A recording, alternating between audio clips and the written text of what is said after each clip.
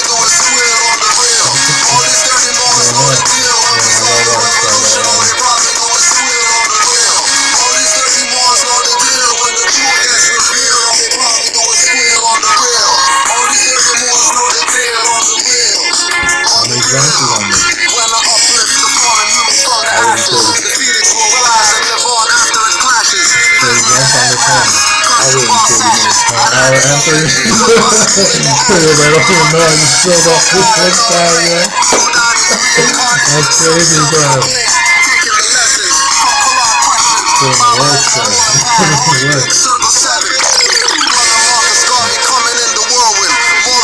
Okay, you took the beat, or this is just some cut this?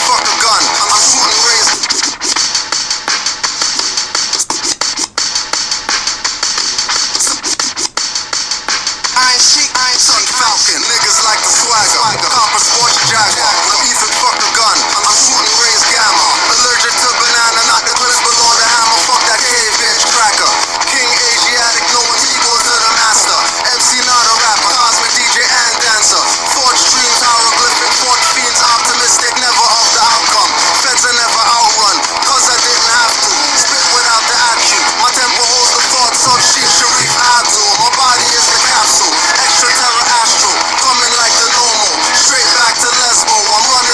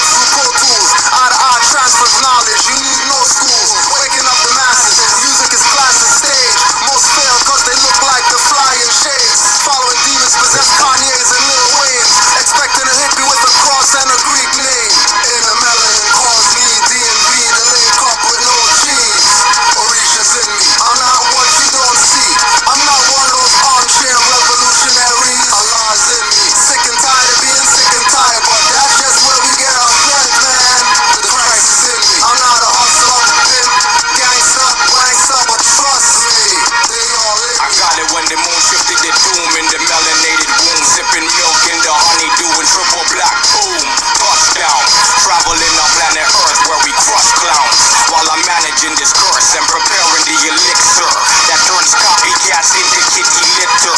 These poor pussies pretending to be misters. I cannot sin, but I can be very sinister. My limitations are limited as I do a lap around the galaxy. Had to gather light and rally back and fuck the fallacy. And cause of that, I got labeled the antagonist. And it didn't help that I cuss and bun cannabis and bun candles. And we're symbols of Orishas. And I put a hex on the heads of 7 preachers. With one trailer spit aimed at the pulpit. Cross the crucifix, a whole tabernacle backflip. I'm not Catholic, but if I choose my bare resonance, you may just catch a glimpse of Lucifer's semblance. Up and down Jacob's ladder with my melanin. The vessel of the fear none. You can find the devil in. Alright, so let's polarization.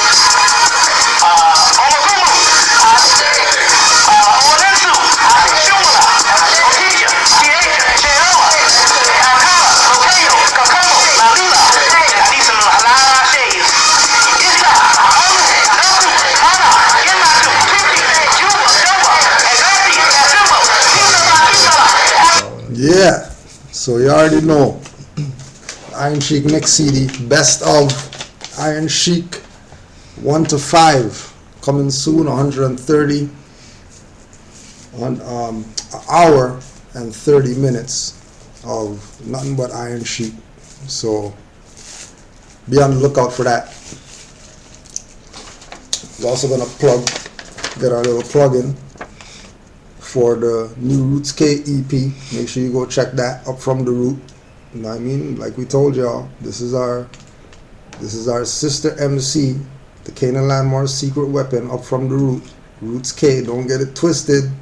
I know y'all heard some sisters out there and stuff like that. Whatever. This is where it's at right now. Make sure you support Roots K on Bandcamp, and you could go on to willofallah.com, and under new albums, new music, whatever, got it on there.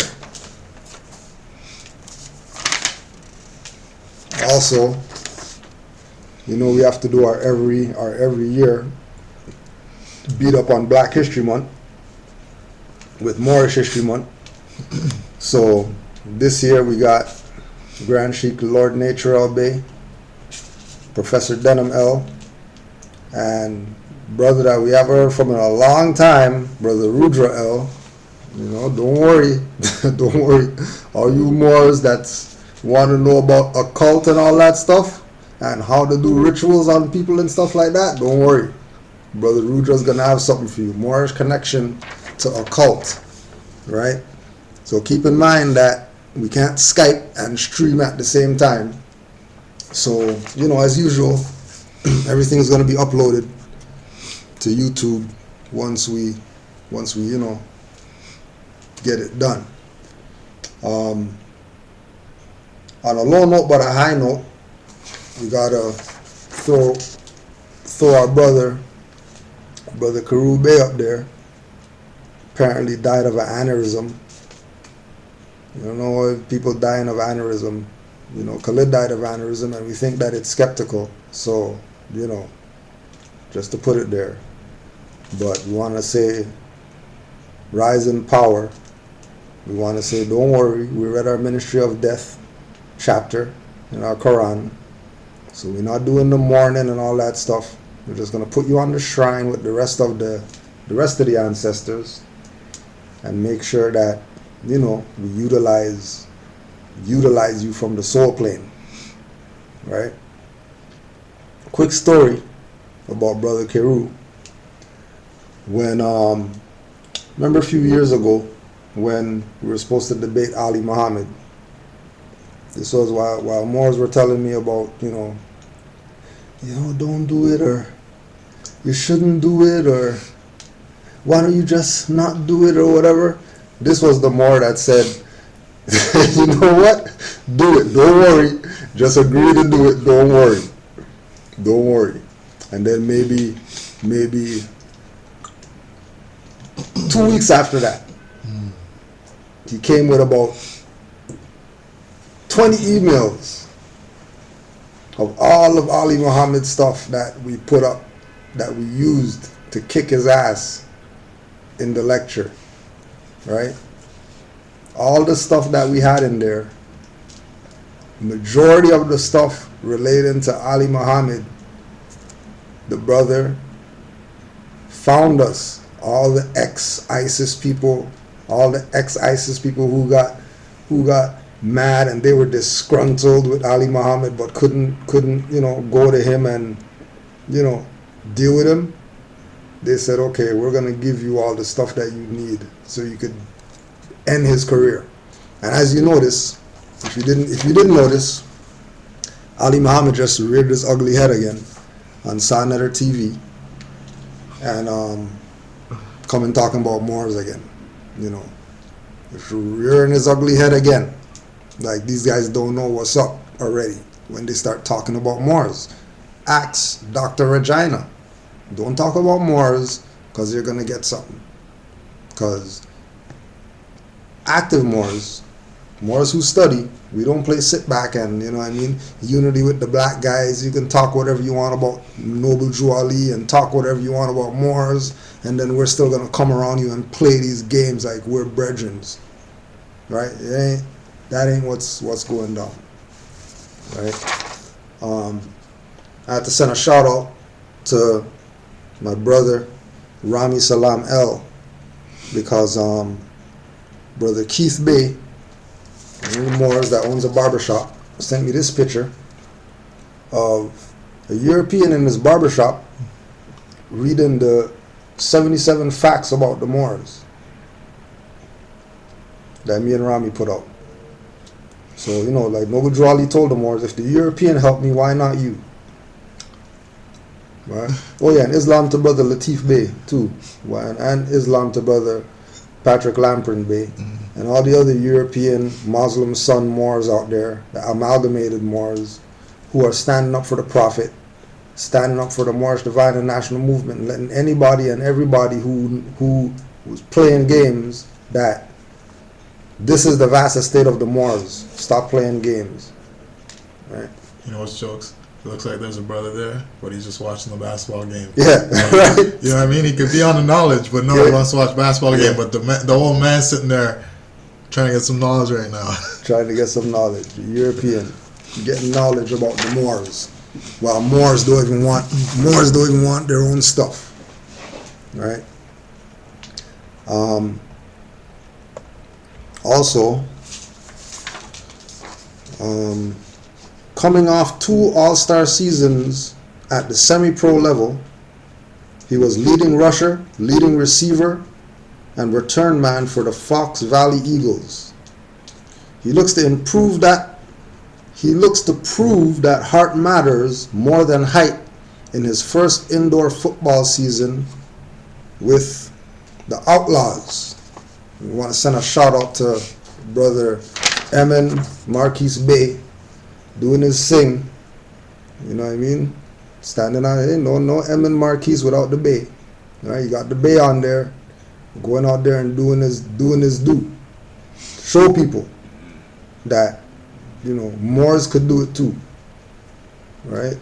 There's no limits when it comes to recognizing who you are, recognizing your nationality and your birthright.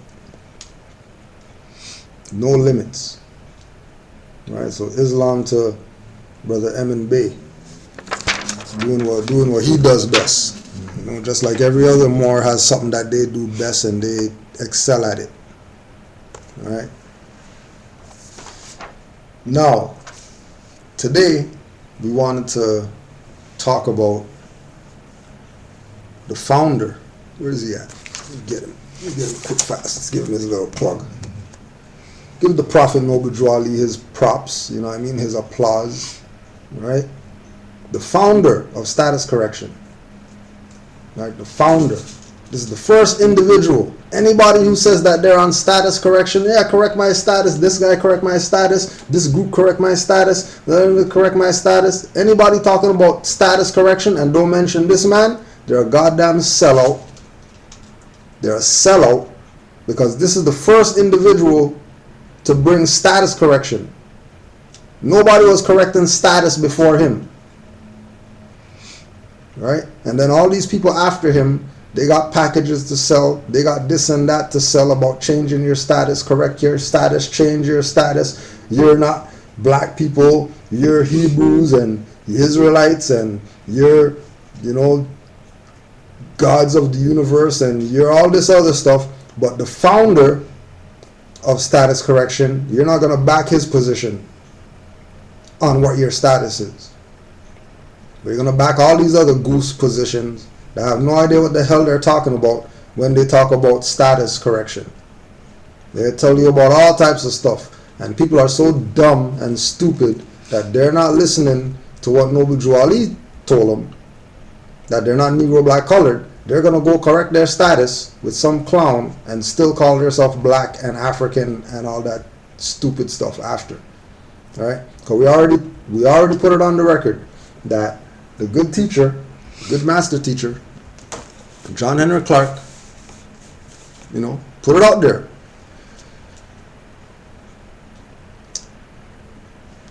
Ain't nothing wrong with the word black. Nothing wrong with it at all. Only it doesn't relate to a country.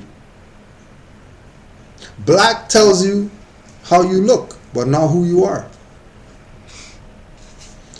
But, that's their master teacher though, but they're not going to hear him. They're going to play like he didn't know what he was talking about. And then they want to know how come they got problems when everything was laid out. So we go to a divine warning by the prophet.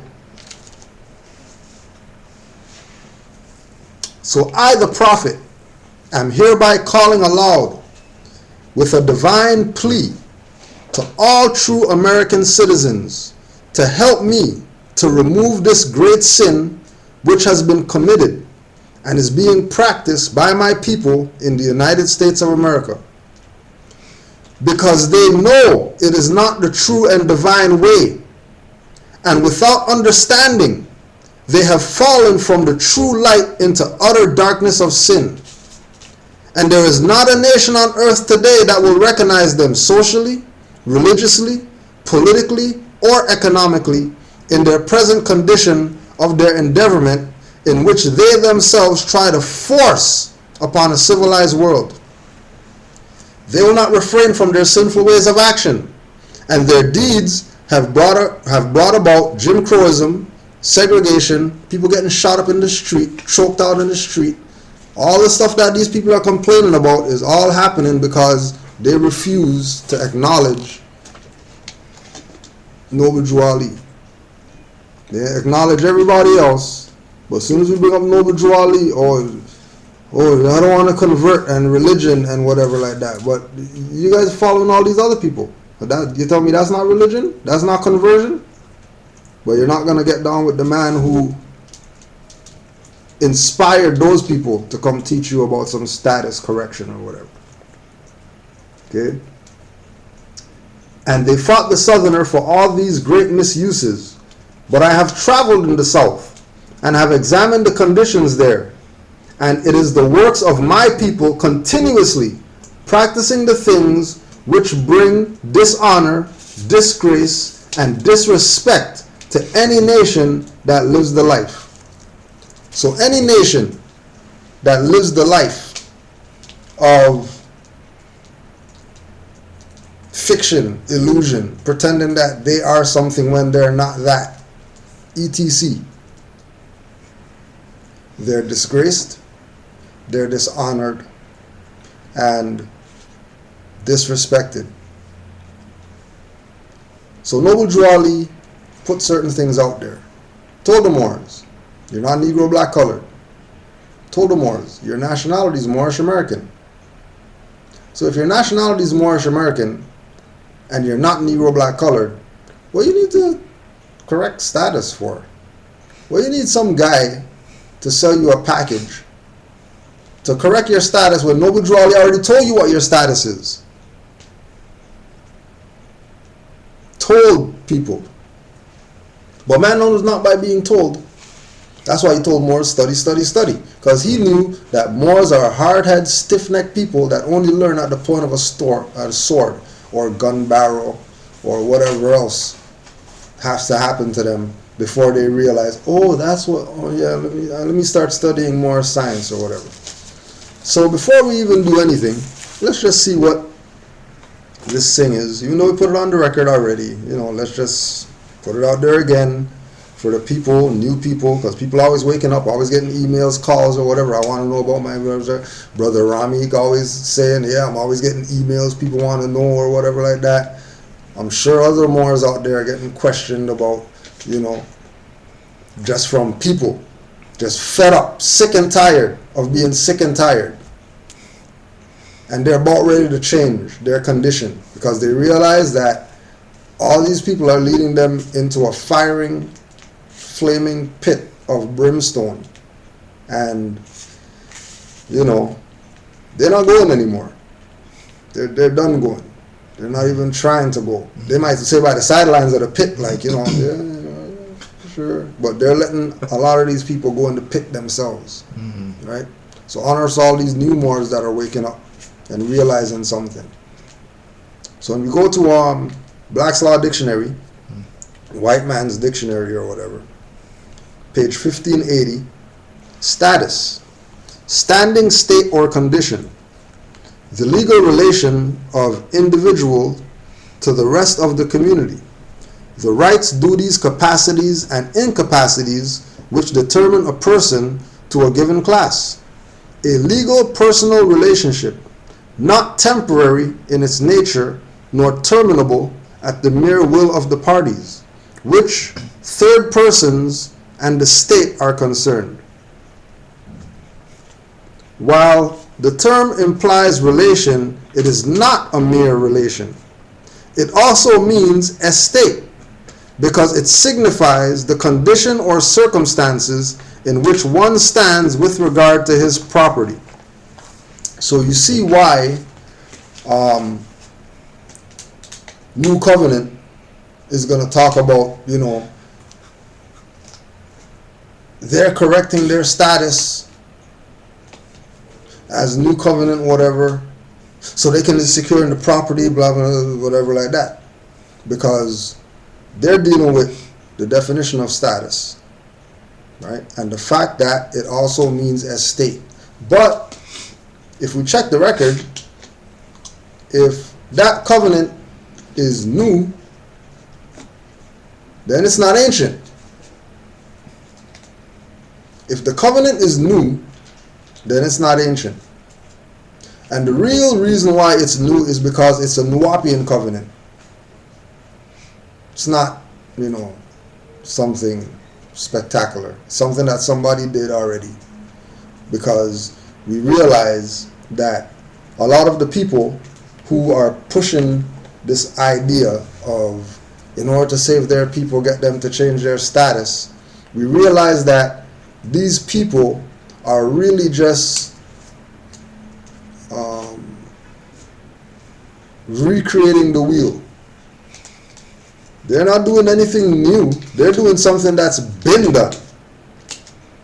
And ignorant people, people who don't really have full knowledge because they don't study, they get played, they get gamed 1,500, 1,000, 400, whatever, for some stuff that's supposed to be free. Because the real deal with status correction is that you're supposed to do it for yourself because it's your status. And as soon as somebody else says that they can correct your status for you, they just played you, right? Because somebody can't correct your status. Somebody can put food in your mouth, but if somebody's putting your food in your mouth, you're probably crippled or something like that. You should be feeding yourself. Now, another thing that they're not going to look up is correction. Correction is a law term.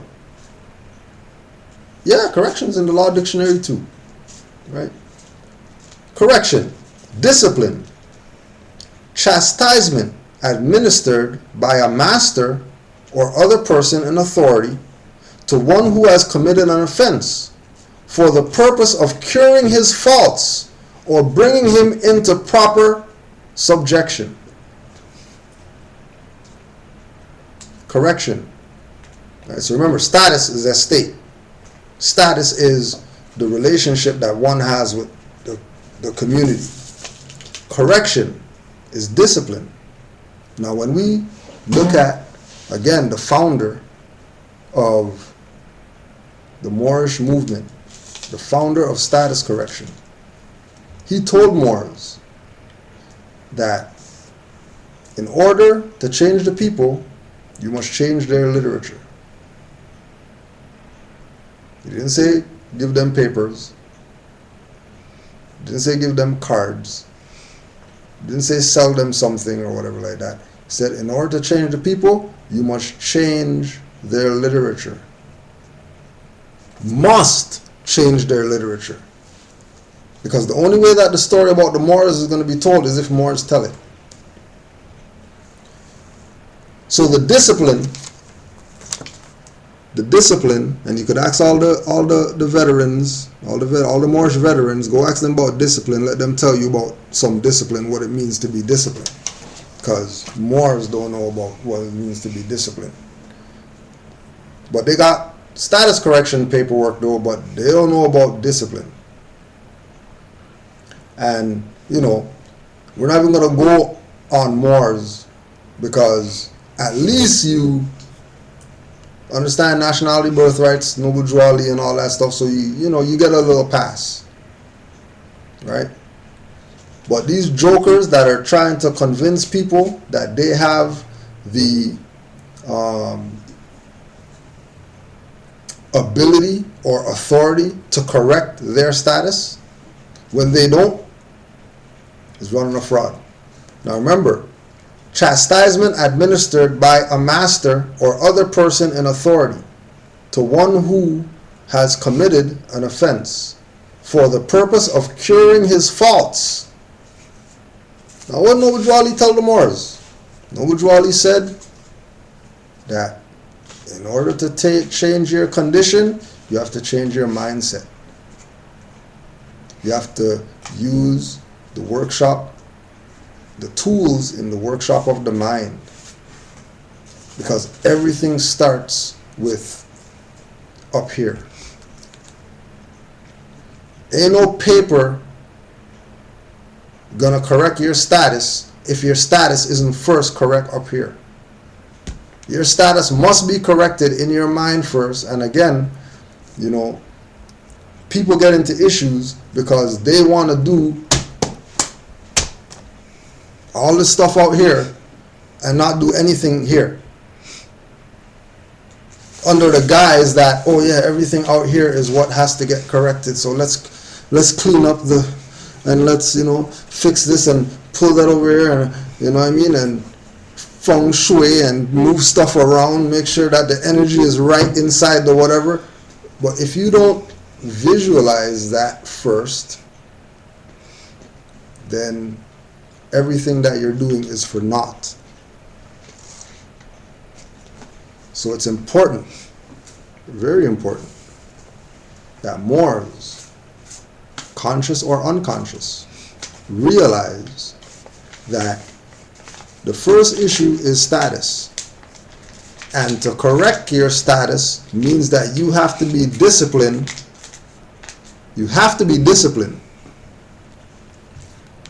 You're not going to correct your status being on some half-assing with this info.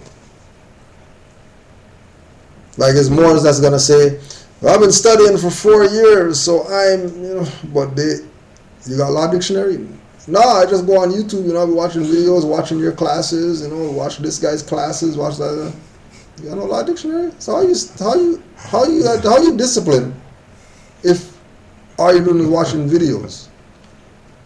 How you discipline if all you're doing is going to class, sit there, you know what I mean? Yeah, oh yeah, that was a good class, yeah, woo!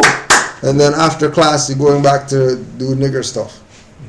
And then class time, all right, yeah, we're Moors for class. And then after class, oh yeah, we're going back to nigger stuff. No studying, no anything. Right? If you are correcting or working towards status correction, you are having to, you must, you have an obligation to be disciplined in this. There's Moors disciplined. They don't leave their house unless they have to because they're too busy studying. There's Moors that read law dictionary from A to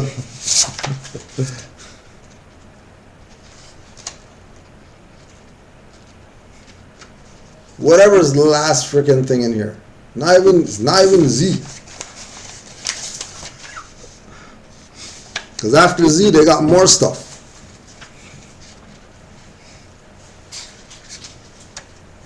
Last thing in here is Zins select cases in the law of trust.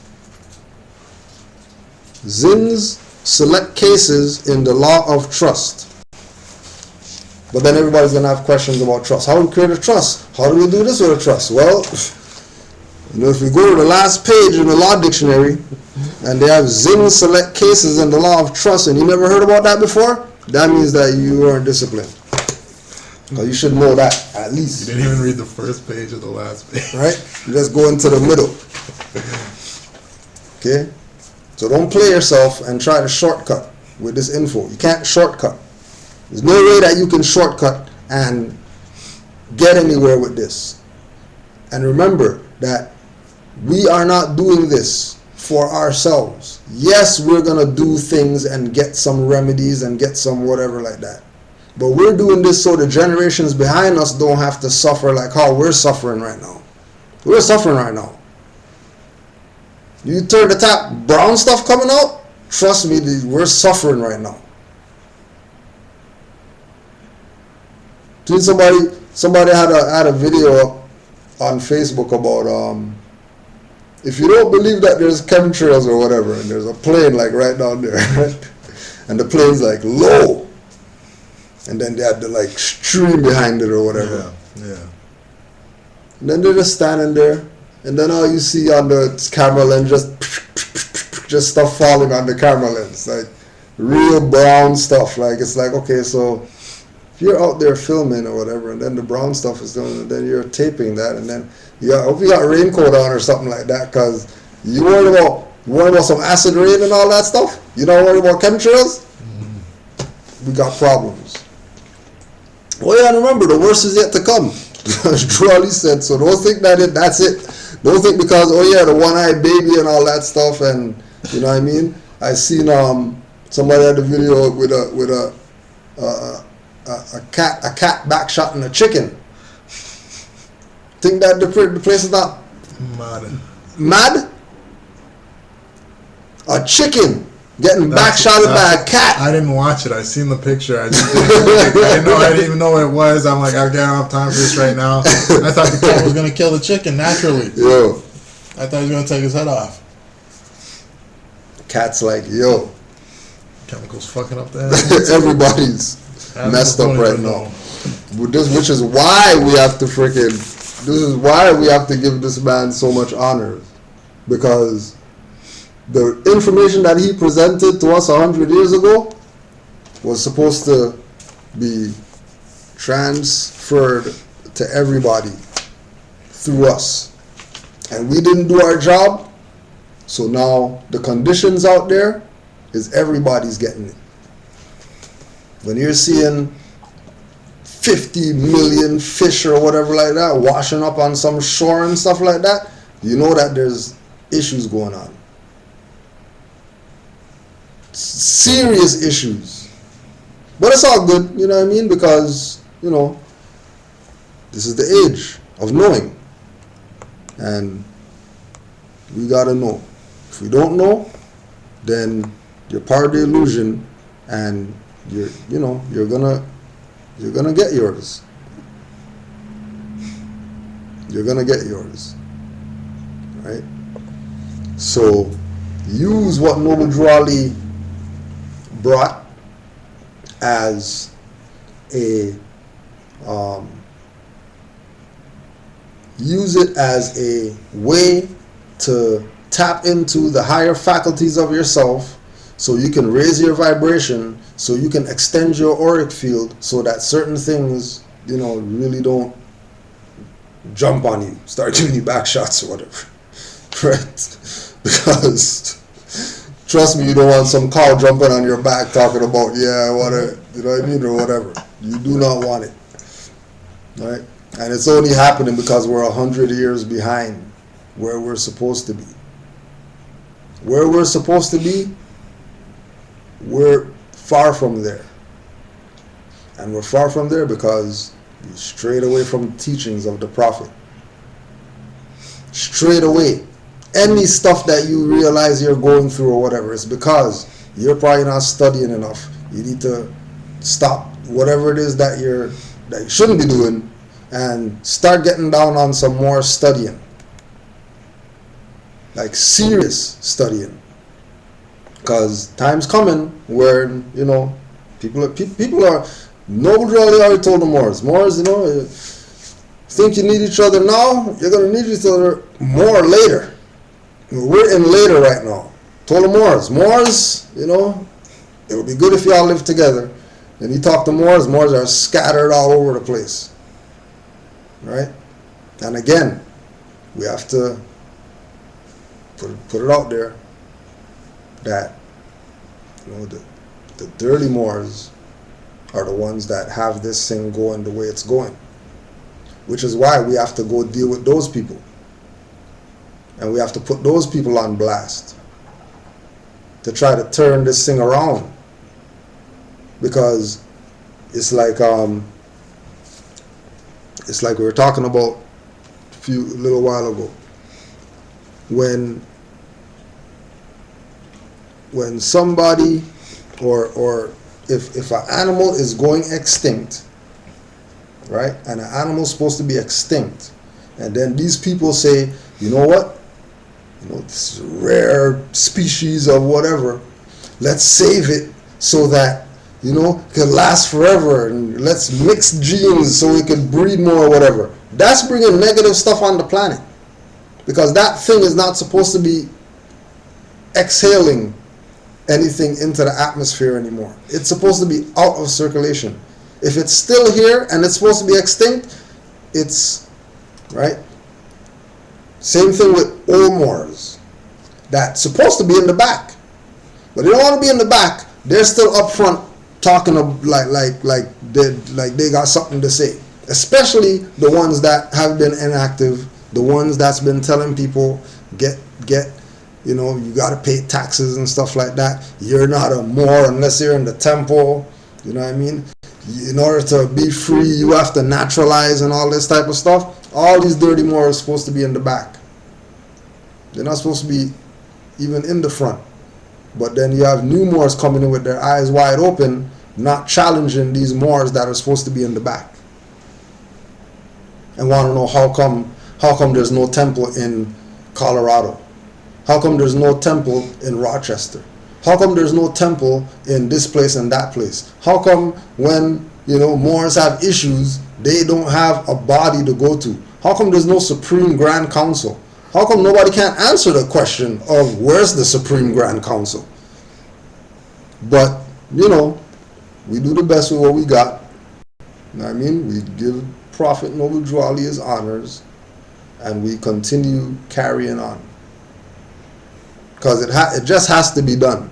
And it has to be done by more Moors. That's why I understand all the Moors who use that thing called Facebook as a vehicle, vessel, conduit to put information out there so that people could at least see two different sides and maybe consider. They don't even have to act on it.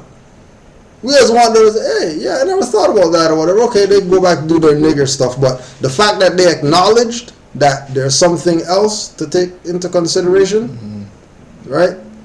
That gives it energy, right? So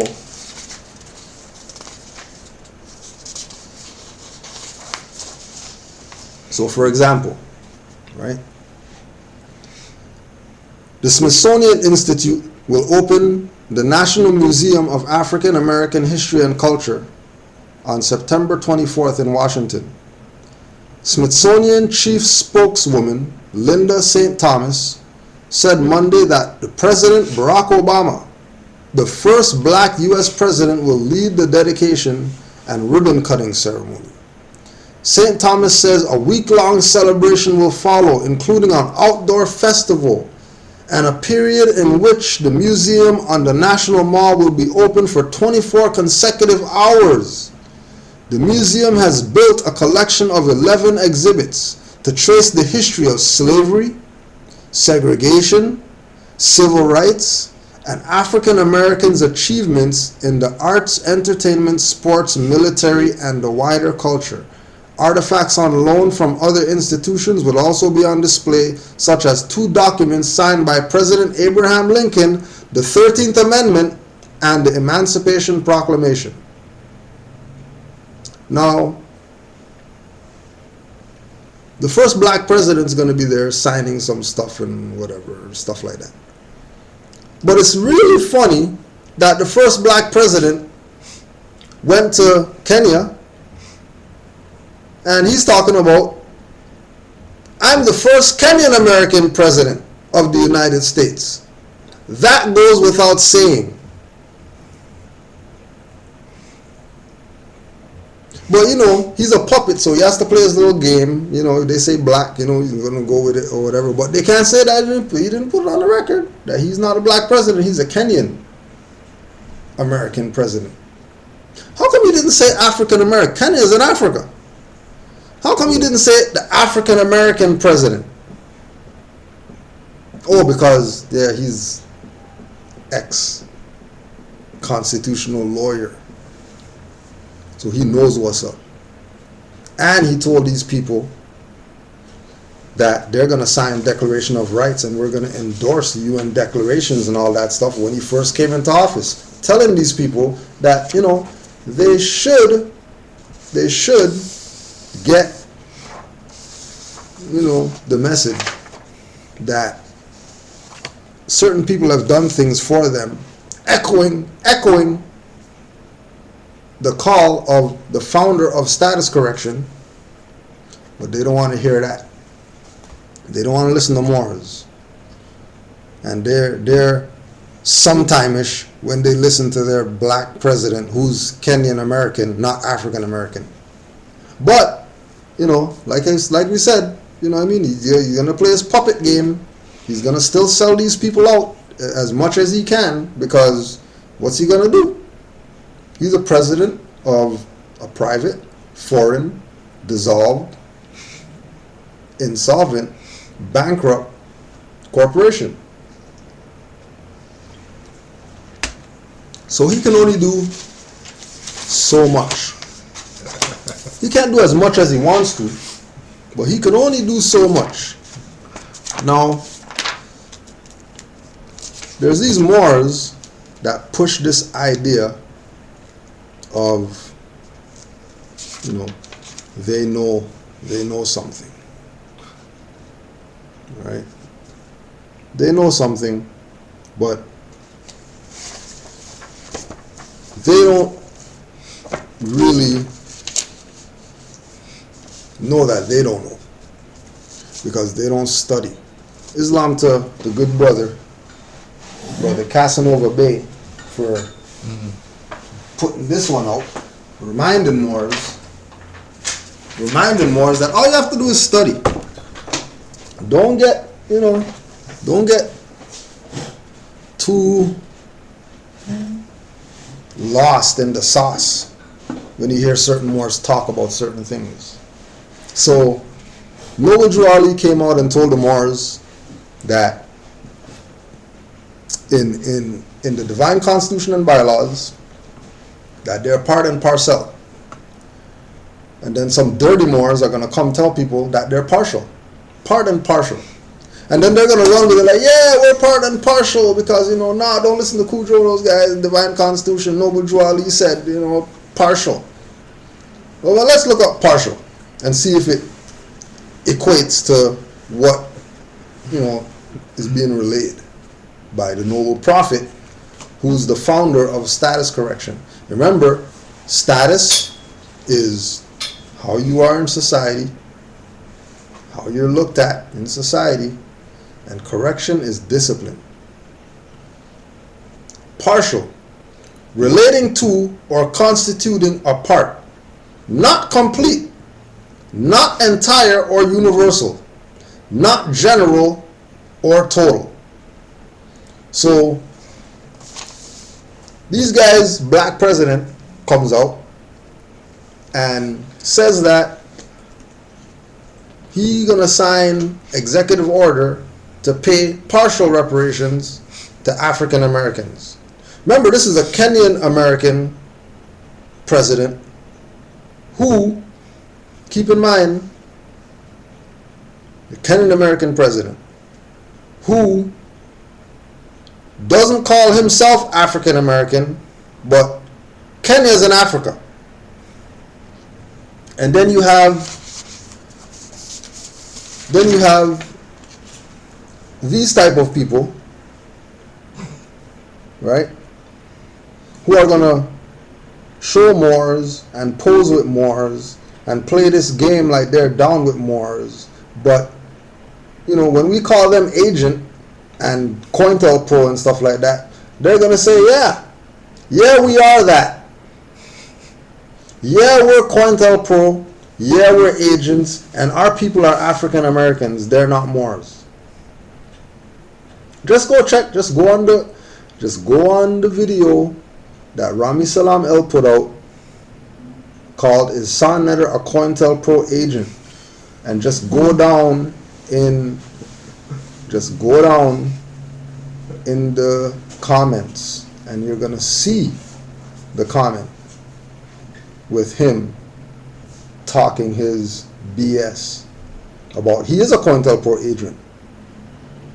Now, you take that for jokes, or you're gonna look at that serious and realize that these guys are working on the partial side, not the parcel side. And if they're working on the partial side, because remember, Obama put it on the record that he has a nationality. He's Kenyan. Yeah, hide it.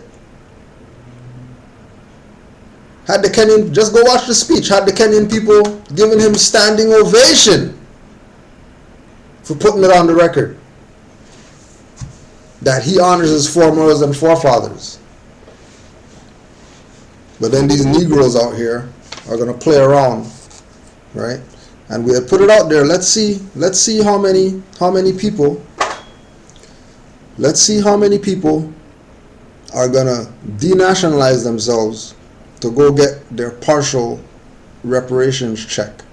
That the executive order is signed already, so it's not something they're working on. It's something that is going to be implemented. Let's see how much people give up their nationality to go get their little check. Right? And then keep in mind, remember that you are bound to the continent by heritage. That means political asylum will not be available to you in any other countries. Remember, Kenya is another country. So don't think that this is political asylum that he's giving you by granting our people reparations. And don't forget, reparations can only be given to a nation. Reparations aren't given to stateless people. Reparations aren't given to corporations. Reparations are given to nations. So the fact that they're playing this game of calling these people African American, which proves that their status needs to be corrected ASAP, but they don't want to recognize that the individual who's signing the reparations checks or endorsing them is Kenyan American. But Kenya's in Africa, and he didn't call himself African American president. Somebody is forcing an uncivilized position on a civilized world. And when you force a uncivilized position on a civilized world, and practicing these things that bring disgrace, dishonor, and disrespect to any nation that lives the life, no nation will recognize you socially, religiously, politically, economically, etc. No nation would recognize them. Right? So Don Lemon had to give his little piece on, on the reparations check, right? So he comes out. It is unreasonable to give each black man their true worth, but we can do something. We can make a difference. This is Obama talking to Don Lemon. Apologies. It is unreasonable to give each black man their true worth, but we can do something. We can make a difference, Obama told CNN's Don Lemon, and I have the power to do it. Each African American will receive $2,000 a year in either cash or tax deduction. Now, if they're saying reparations, then that means that these so-called people called African American are owed a debt. Now, according to the Constitution, debts have to be paid with gold and silver. So what they talk about cash, tax deductions, and all this type of stuff in order to give people reparations. But, our people don't study, so, whatever. The program will be enacted for the next 35 years and cost $56 billion. Right? Now, look how this is perpetual slavery. The program will be enacted for the next 35 years, which is 8, right? Which is infinity symbol, right? Infinity means forever, right? At the cost of $56 billion. Now 5 and 6 is 11, which is a gateway. So who knows what they're opening up and letting loose on these people misclassified as Negro, black, colored. That all the so-called conscious whatever guys are convincing these people that it's okay, it doesn't matter what you call yourself. You call yourself African American, get a check, why not, or whatever. Right? Economists estimate slavery added nearly $1 trillion to the U.S. economy. So Obama's plan would repay half the value during the duration of his program. Proof of ancestry can be done at any public school where a parent can register them and their children for $2,000 each. Once started, the 35-year window clock begins to tick. Obama said, "This is a very fair and sensible program that will have an incredibly positive impact on our communities and country. The program will pay for itself." The program will pay for itself. Why would the program pay for itself? Because they're bankrupt. And they don't have nothing to give anybody called reparations. What are they giving people? Fiat dollars. With Jim Trafficant, who, they flipped a tractor over on him and say he flipped a tractor over on himself. Right? Told these people that they haven't had money in their entire life. And they don't even know what money is. Yeah. It's true. They don't even know what real money is. No. Lost. But when you go check the records, how come when China got reparations, they didn't get no 35-year or whatever, they just gave them the lump sum one time. When the Jews got reparations, when the Khazars got reparations, they threw them how much ever million or whatever like that, all lump sum, No parent have to register nothing or whatever like that. But that's how you have to do with so-called Negro, black, colored people that have no status and no discipline. That they want reparations, but they're gonna buy $250 sneakers. They want reparations, but they got Indian hair, costs $1,000. Nails, acrylic, and the nails that look like the real nails and stuff like that. Right? Other Republicans echoed this sentiment. We could start a fifth of a war with that type of money. Dictator, Muslim, Negro trader. said South Carolina Senator Strom Thurmond. I'd be in my cold, dead grave before I let anything like this happen. Thurmond, who voted against the Civil Rights Act but continued to be elected senator for decades after, is infumed by Obama's actions. We can't continue to give the blacks all the breaks. Soon they will be marrying our white women and even becoming president. Which means he's admitting that there hasn't been a black president. If he's saying that we can't continue to give the blacks all the breaks, soon they will be marrying our white women and even becoming president. That means he knows that there's no such thing as a black president. He knows that the reason why the so-called KKK lynch people, and then these guys have their little 125th Street wall of shame with all these Negroes hanging under the guise of, yeah, we're in slavery, so you guys owe us something or whatever like that. They got lynched because they were black, because we keep on asking people, show me the black inventors that they lynched.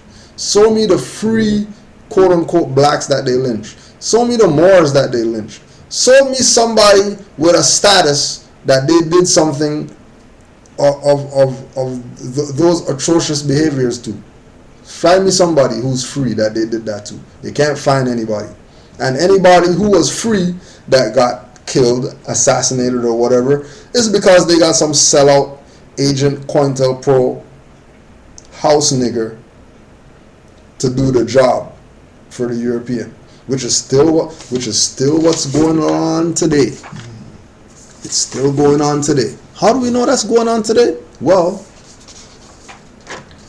if you go watch the one with the rabbi against Polite, you're going to see that the so-called rabbi guy is shaking the guy who said that he's a COINTELPRO agent, shaking his hand.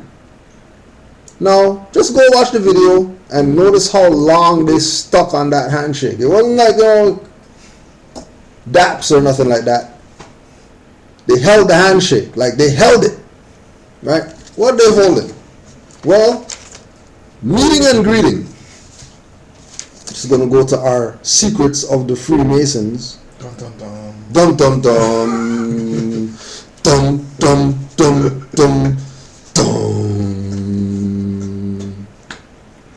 Meeting and greeting. The handshakes are probably the best known of the Freemasons' secret signs. They were devised for a good reason, at a time when being a Mason was punishable by death. Before we look at the various types shown below, you should know that an entered apprentice has passed the initiation. Fellowcraft is a brother who has taken on the lodge's obligations, and a master Mason is what all brothers aspire to become. The grip of the entered apprentice, the Mason presses his thumb against the top of the first knuckle joint of the fellow Mason, with the fellow Mason pressing his thumb against the first Mason's knuckle. The real grip of a fellowcraft, the Mason takes the fellow Mason by the right hand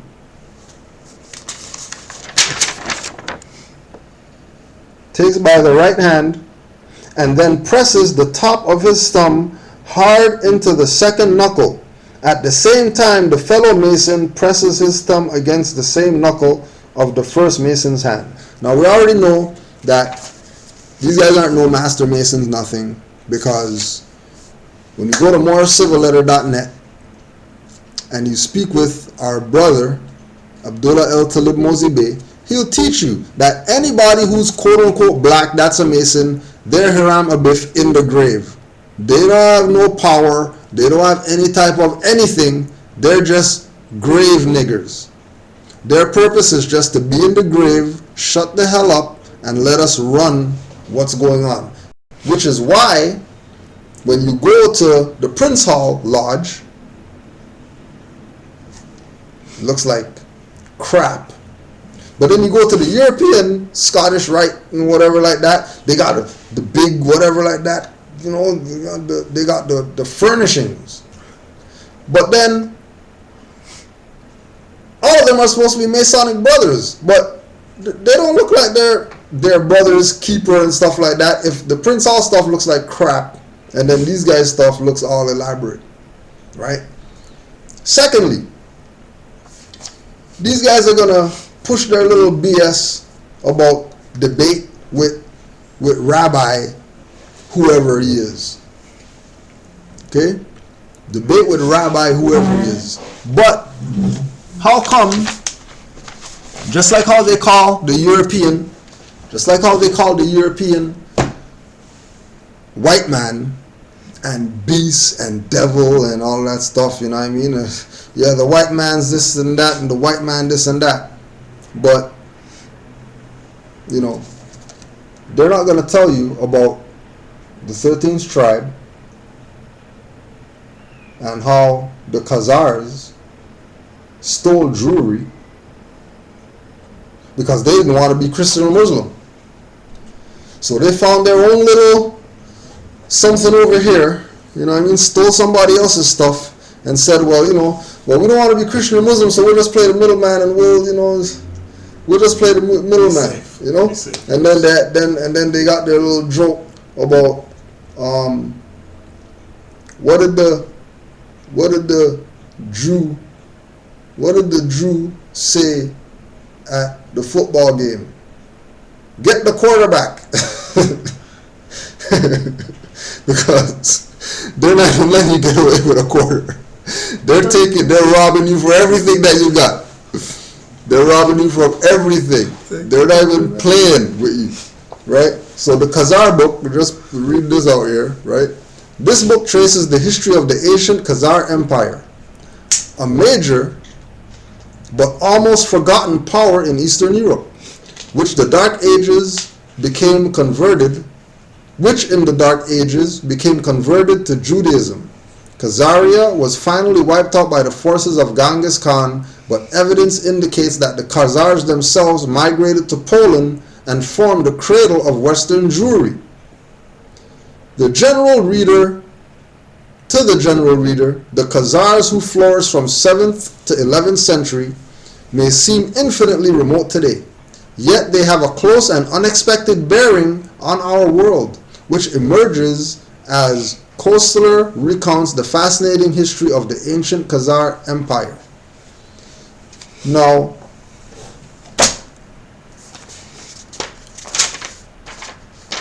the fact that they're even debating a Jew that's really a Khazar, but they're not going to call him Khazar. They're going to call him Jew because they're down with the other side, making sure that this water stays muddy and you don't know what the hell's going on. Right? All they're doing on their damn crap is talking about who's the cursed people and all this stupid stuff. What are you talking about who's the cursed people and are black people the cursed people? When Polite's the same guy who said black according to science means death, and then if you ask yourself, you just call yourself black, you know, you're putting yourself in a jurisdiction that you don't want to be in. Mm-hmm. But then he's there with his boss man, right?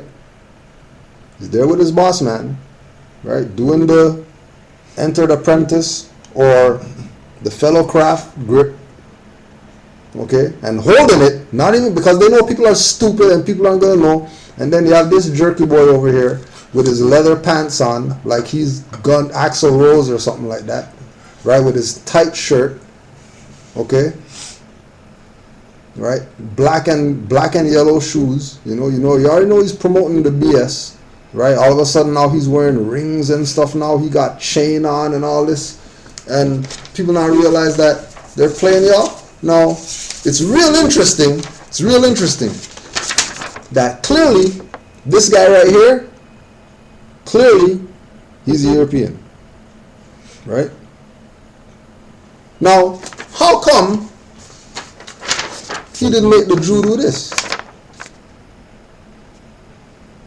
How come the white man's the devil, but the COINTELPRO agent guy who's going on 125th Street making Europeans who they probably pay bow down to them and stuff like that, how come he didn't make this European bow down and kiss his feet and shit like that, like they do on 125th Street? How come? Why? Because they work for the other side and they're playing you. You don't realize how their stuff step up. Now they got the white couch and stuff like that. They got the glass table. You know what I mean? Right? They're playing their little game to make sure that they stay in good with the one. Because we already know that the so-called Khazars are the ones that are ruling. And then the Khazars are the ones they rule the Vatican, they rule the IMF, they rule all these so-called governmental agencies that are playing this game. Now, the other thing that we gotta ask ourselves is, they say that they got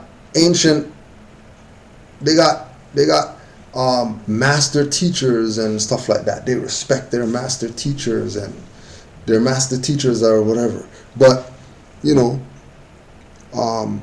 Henrik Clark already debated Mary Lefkowitz, who's a Jew, kicked her ass or whatever. Crush that argument. So what are you debating with Khazar for? If master teacher already bust their ass already. Well, not only them, Dr. Ben did his thing with Arthur Setzler or whatever like that. Another Khazar, right? Bust him up about they're not the real Jews and all that stuff like that, because, you know,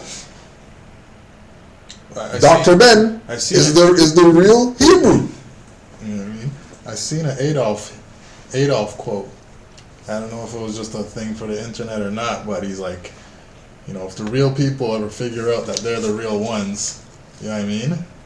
Game over. My little thing here is, you know, the sham here is not going to go very far. The sham is over. And you know who he's talking about. Like, yeah, if the real people, you know what I mean, figure out that they are who they are, that's it. If the real people figure out, to paraphrase, if the real people figure out, right?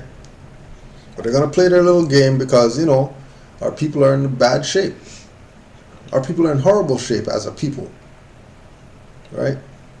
They don't even know up from down. They're standing on their head talking about sun setting when it's morning time. Our people don't even know what the hell's going on. Our people are out of it, out the loop, right? Another thing that we want to bring up is this clown, right? The same guys, Hebrew guys, right? The Hebrew guys got their lecture. No homo. Is the gay agenda an attack on black culture? Well, this is some of the gayest shit that I ever seen. A guy with his belt hanging, looking like his dick or whatever, and then he has a European kneeling down in front of him. But I bet you that these guys are not going to talk about these homo stuff right here that these guys are doing, right? And then you have to ask yourself, if they're Hebrew and they're teaching everybody that they're Israelite, shouldn't it be, is the gay agenda an attack on Israelite culture? If everybody's Israelite, why are you separating the black guys from the Israelites? And if you guys aren't the same, why do you even care if there's a gay agenda attack on the culture that's not you? But they'll never talk about this homo stuff right here. They're going to go on their channel, make them film and all that stuff, have people think that, you know, it's one big happy family, but we're just going to debate sometimes. What is one big happy family, but we're just going to debate sometimes, right? They'll never challenge this gay ass stuff right here. Never. Right? Never. Any man tell a man to get on his knees. Any man. Right? We call that back in the day, ball cat.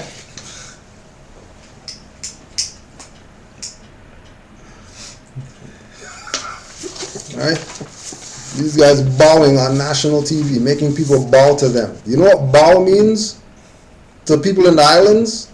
Bow means head to people in the islands. You tell somebody, bow before me. You're telling them, give me head. And then people following these clowns, watching their stuff. Like they have something to just go listen to the Shabarank song. Shabaranks, them bow. DEMBOW. Them bow. Just go listen to that song. Shabaranks. Just remember. Right? And just like we said in the and just like we said on the Iron Sheik, right? You know, not against the person, just against the culture.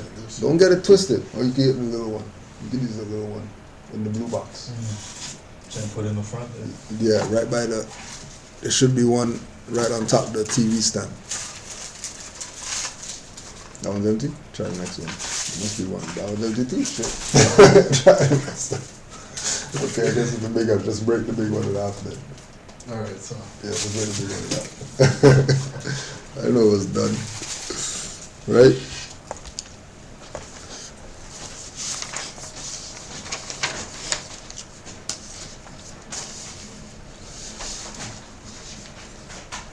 Keep in mind that these people been told. Right? They've been told by Barack, proclaim your nationality. They don't want to do it. So Barack said, alright, I'm a Kenyan American, you know what I mean? The first Kenyan president and all that stuff, and they go about their business. Okay? Yeah, it might be a puppet, but they can't say that they weren't told. And again, echoing what Noble Drew Ali told these people in the 1900s, declare your nationality. UN came out, told these people, declare their nationality. Anybody has a right to a nationality. No one can be arbitrarily deprived of their nationality. Even child has a right to a nationality. You're not hearing that. International war crime to denationalize someone. Right?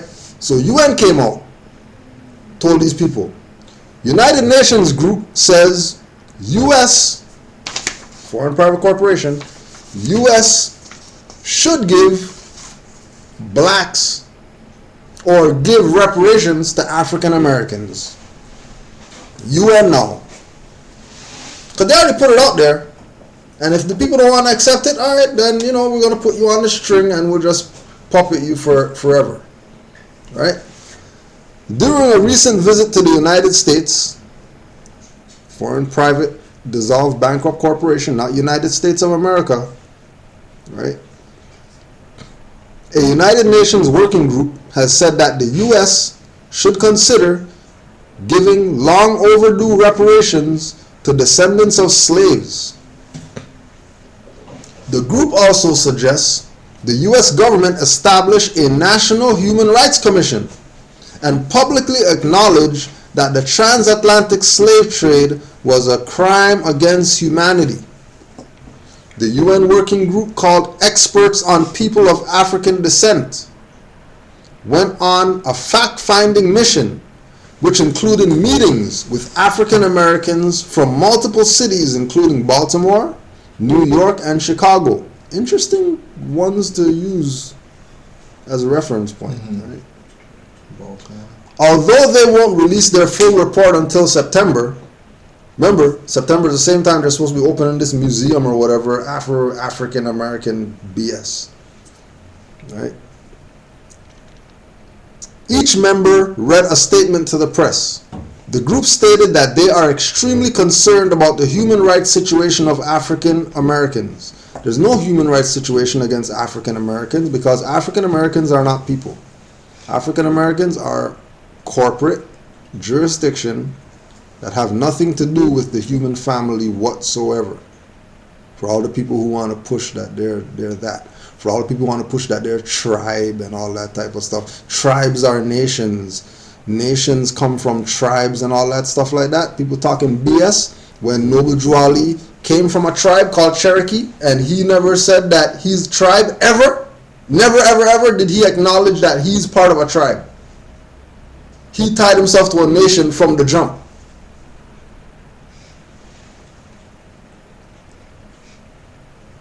The group stated, at a press conference, Chairwoman Marielle Fanon Mendez France compared police brutality against the black community to Jim Crow era racial violence. Quote, the colonial history, so they know that it's colonists, right? The colonial history, the legacy of enslavement, racial subordination and segregation, racial terrorism, and racial inequality in the U.S. remains a serious challenge as there has been no real commitment to reparations and to truth and reconciliation of people of African descent. Contemporary police killings and the trauma it creates are reminiscent of the racial terror lynchings in the past. Impunity for state violence has resulted in the current human rights crisis and must be addressed as a matter of urgency. Then all the Negroes in say, yeah, that's right, we need whatever like that. But, Barack's Kenyan. How come you guys don't say that you're Ghanaian American since that's where you claim that you come from, slave forts or whatever in Ghana? You guys come from Nigeria. Why don't you say you're Nigerian American? Why you want to be African American? And if they're claiming African American and Moor is synonymous with African, why don't you just say that you're Moorish American? If African is synonymous with Moor, then why not just say Moorish American instead of African American? Because, Moorish American has more validity than African American.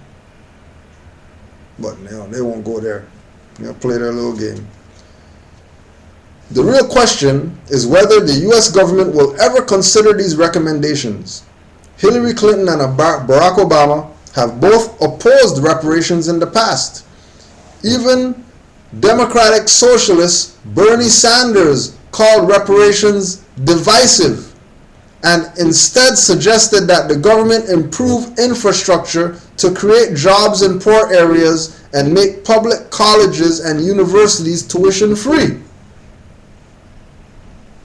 Bernie Sanders, that was his position.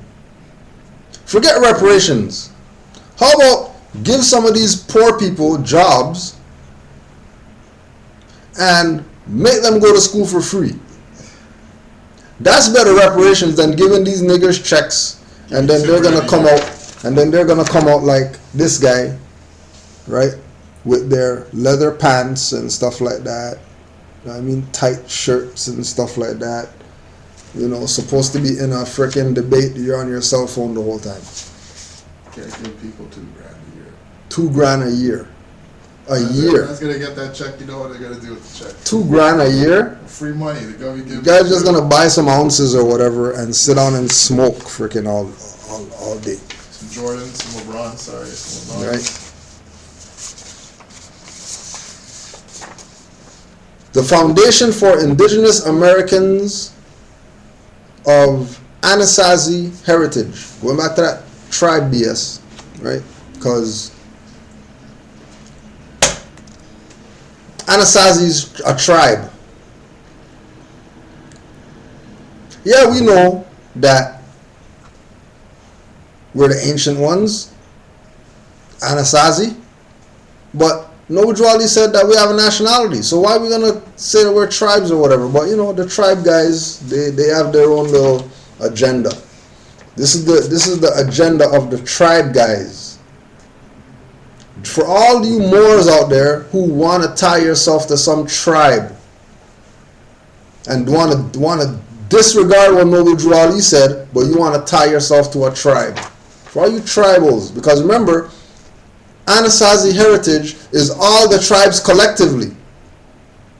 Anasazi is not one group of whatever. Anasazi is all the tribes collectively.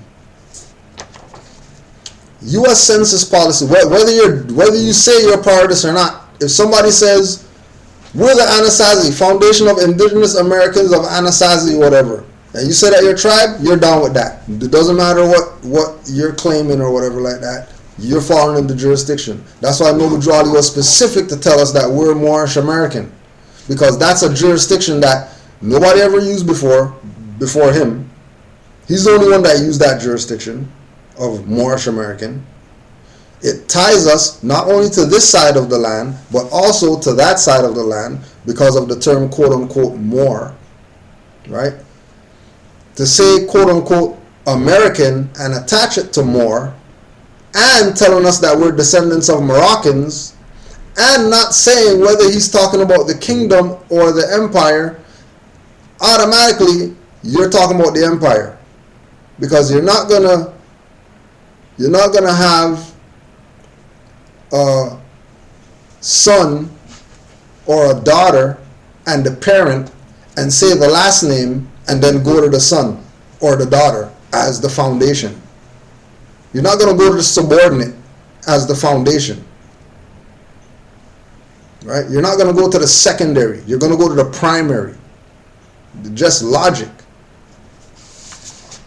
U.S. Census policy to remove the colonial ethnic identity of Negro for Indigenous Americans born from American Indian females in the United States of America to African American as people with immigrant heritage origins being from the continent of Africa.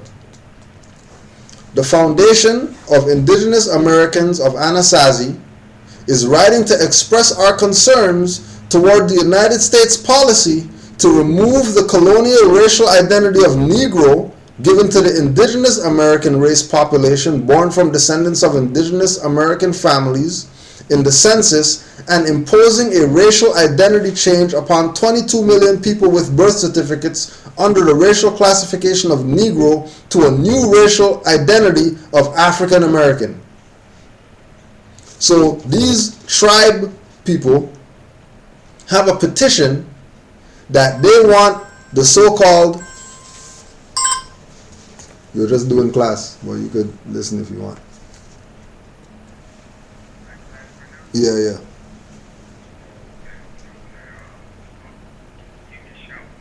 Alright, yo. Yeah. So these guys have their petition and they're fighting because the so-called U.S. in the census wants to take out Negro and put African American. And they're fighting for them not to put African American and leave Negro. Now this is the Foundation for Indigenous Americans of Anasazi Heritage. You look up Anasazi, they'll tell you who the Anasazi are. The Foundation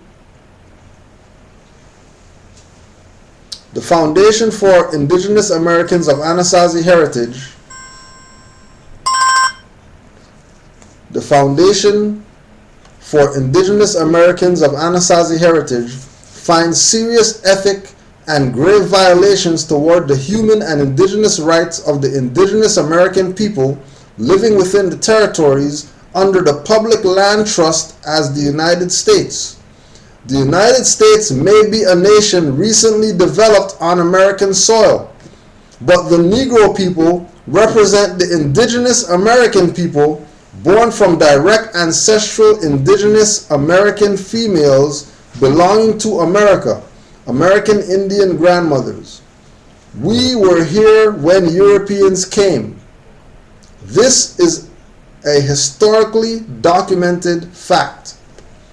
Many Negro people still remember their race origins and will never accept identities that make them foreigners in their own land.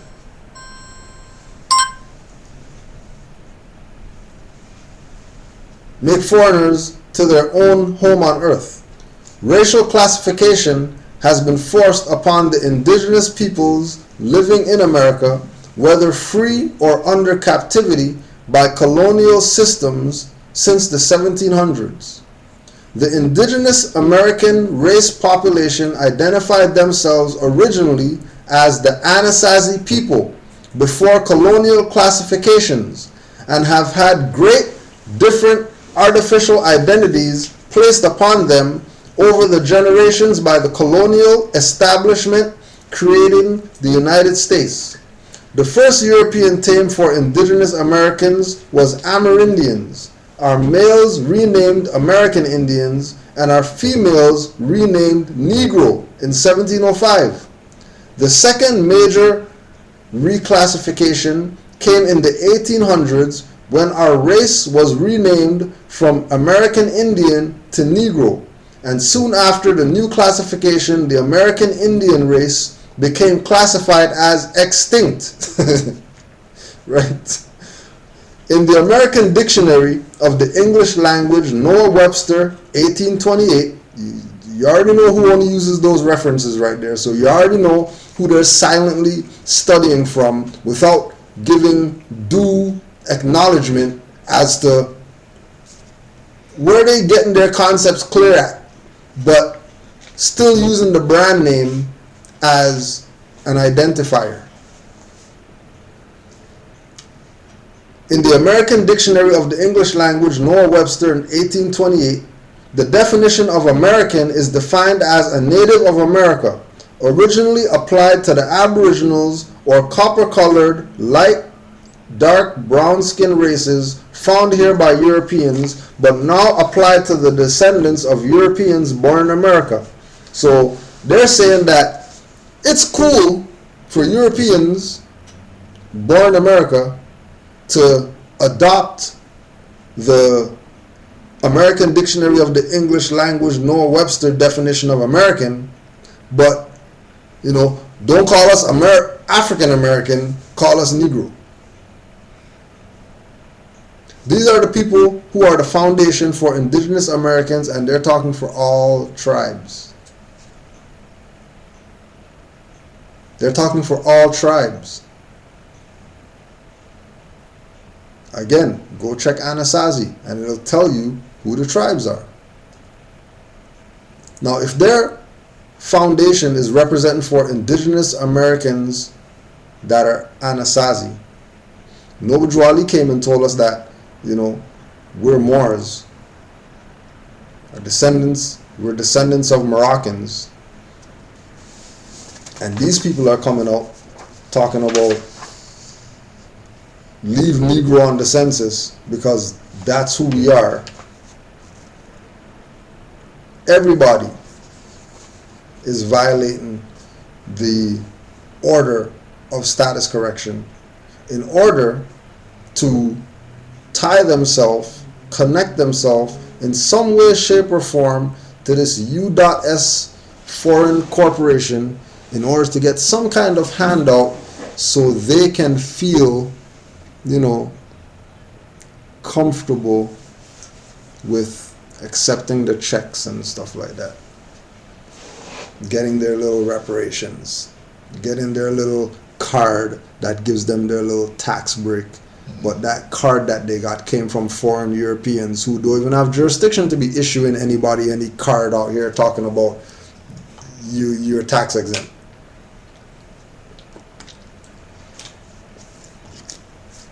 Since the 1868 treaty, after the Civil War, what led to the creation of the United States of America, the U.S. has controlled the collective earth inheritance known as the Public Land Trust, consisting of 770 million acres belonging to the indigenous American females placed under the identity of Negro.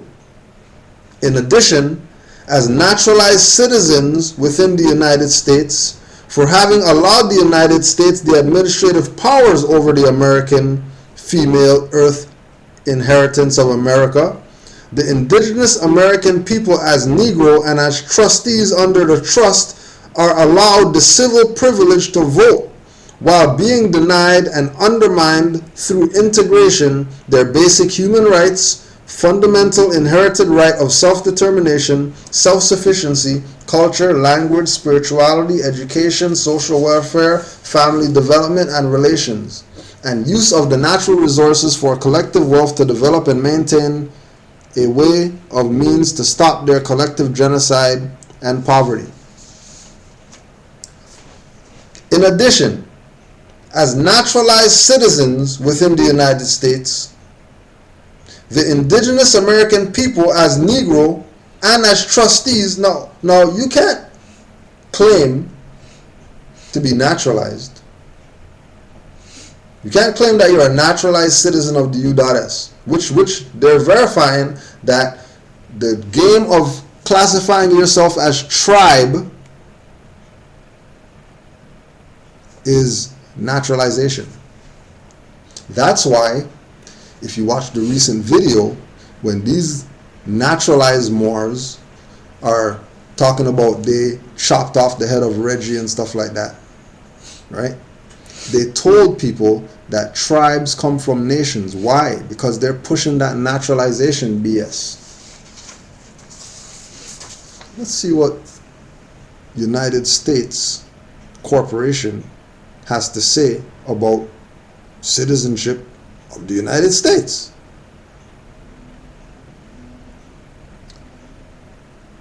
There are, however, numerous treaties and conventions between the various Christian countries and the Moorish Empire, by means of which citizenship in this country is defined. But as I understand from the above acknowledged instructions that it is not the desire of the department to call for a report upon such lines, I will therefore confine these remarks to general conditions existing which may possibly be of some use in connection with the information desired. 1. Citizenship in Morocco. Remember, this is prior to 1956 when the Kingdom of Morocco was founded. So if this is prior to 56, then that means the Morocco that they're talking about is the Moroccan Empire, not the Moroccan Kingdom. Right?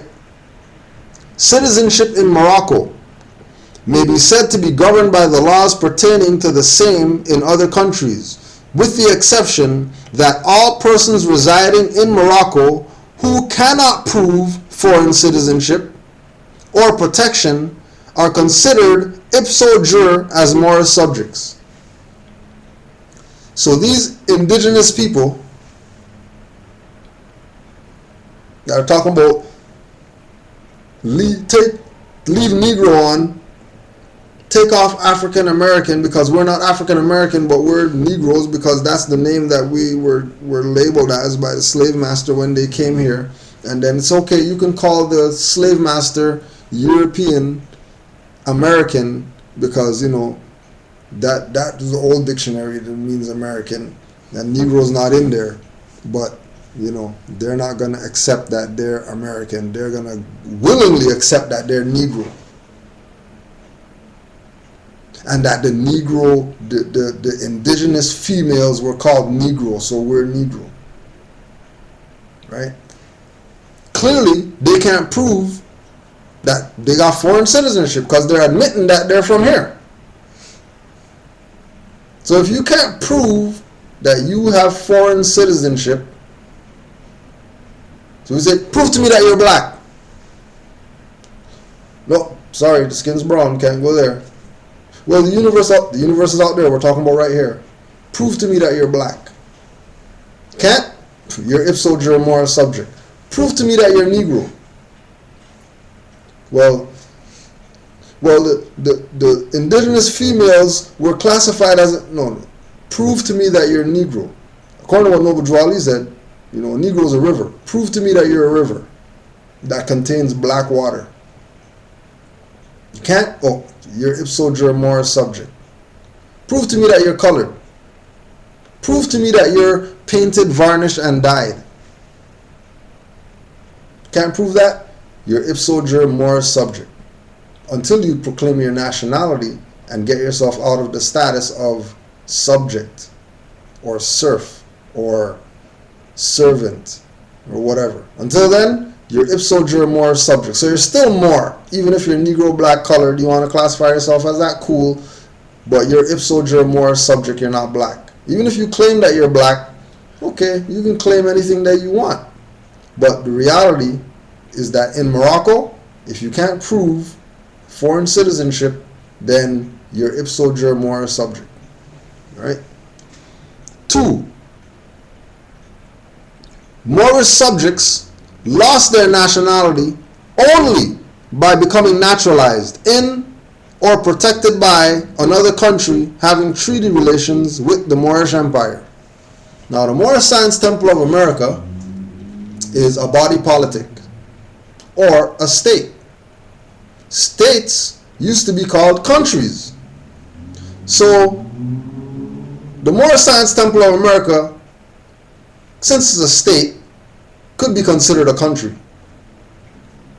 Now, if Moorish subjects lost their nationality only by becoming naturalized in or protected by another country, Moorish Science Temple of America, doesn't that mean that those people who are naturalizing Negro, black, colored people under the assumption that they're foreigners, because only foreigners naturalize, doesn't that mean that these people called Negro, black, colored that naturalize into the Moorish Science Temple of America are really denationalizing themselves? Because, again, Moorish subjects lost their nationality. Moorish subjects were denationalized when they naturalized. Moorish subjects were denationalized when they naturalize. Especially if you're naturalizing to a jurisdiction, right? You're naturalizing to a jurisdiction that probably has some ties to a foreign, European, colonial, insolvent, bankrupt, dissolved corporation. And another thing that's real interesting, I was bringing this up to, I think it was Brother Rami that I was bringing this up to. It's real interesting that of all the products in the world that these Moors, naturalizing Moors, are pushing is toilet paper. When they're dirty Moors. It's real ironic that the product that dirty Moors are pushing to show that they're independent, we're independent Moors, we have products or whatever, is toilet paper. Dirty Moors pushing toilet paper. Is that irony? It's not a coincidence, because we don't deal with coincidence. So it's real ironic. All the products out there, they're not going to sell fezzes to Moors. They're not going to sell something that, actually no, it was Brother Sheldon that I was talking about it. I sent a message about it. That these dirty Moors are pushing some toilet paper. Toilet paper. Well, there's toilet paper out there already. Oh, it's our brothers now, so let's support them and buy toilet paper. Yeah, well, you know, they're naturalizing people, which means that they're denationalizing people. And if they're denationalizing people and you're funding them, doesn't that mean that you support denationalization? But Noble Drew Ali said, nationalize. Proclaim your nationality. But they're going to play the game with people. They're going to continue to play the game with people.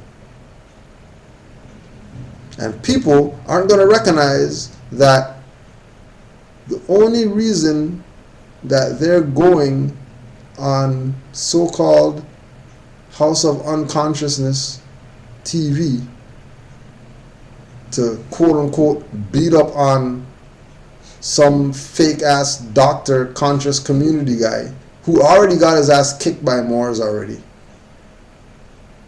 The only reason is so that they can get views. Because you know that people's class is empty when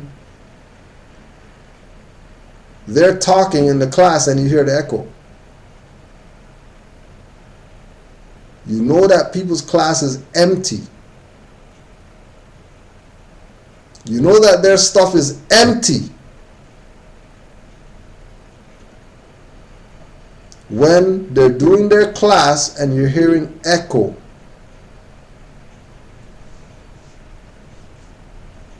And we're still waiting for them to put on the record Noble Drew Ali's oath of amnesty paperwork that they push on people as the paperwork, quote unquote, for their status correction, because, you know, Lincoln and the 14th Amendment and 13th Amendment and 20 sections, and then if Turks, Japanese are forced to proclaim their national name, then everybody should proclaim their national name, and playing people with this naturalization BS.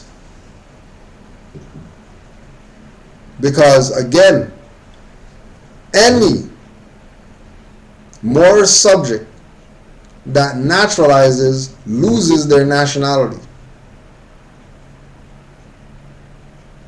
That alone should have people start questioning people on certain things. We're talking about the foreign corporation is coming out and saying in their citizenship laws, rules, regulations, that anybody who naturalizes loses their nationality if they're a subject of Morocco, which everybody's a subject of Morocco. That's why everybody has hyphen American on their stuff, because American comes from Al-Maroc, which is Morocco. So Chinese comes here and says Chinese American. No, he's saying Chinese Moroccan. Oh, Japanese come here and he says Japanese American. Oh no, he's saying Japanese Moroccan. And then the jackasses that don't study, that classify themselves as American Moroccan, African American, are really Moors, and they need to stop playing games. And like Brother Abdullah told us already, that it's redundancy for us to say that we're Moorish American, because really you're saying that you're Moroccan. Why don't you just say that you're Moors?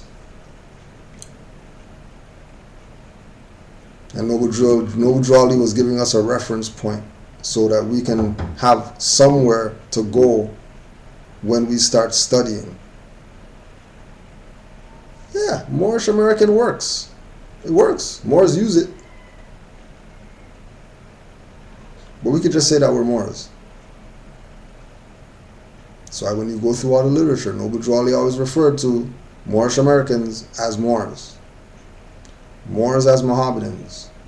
The Moors this.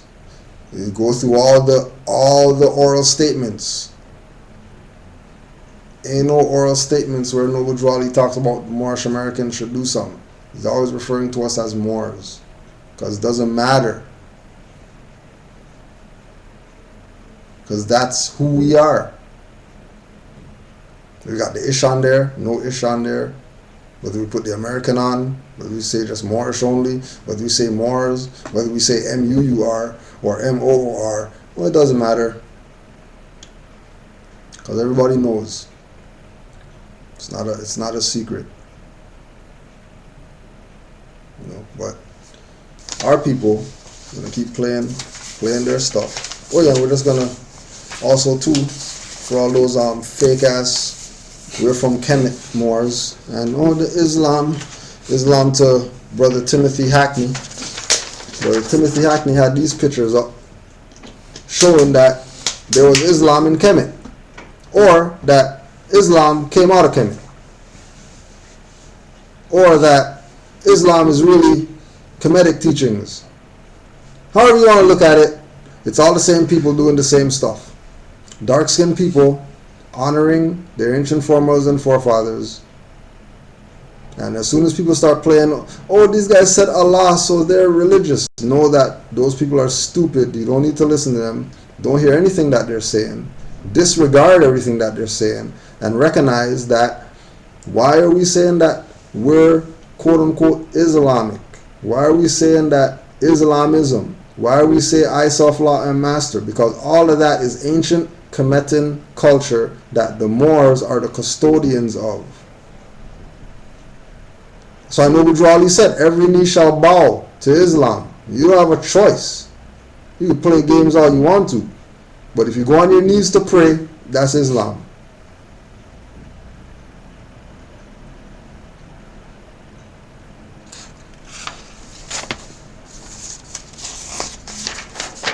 And then more.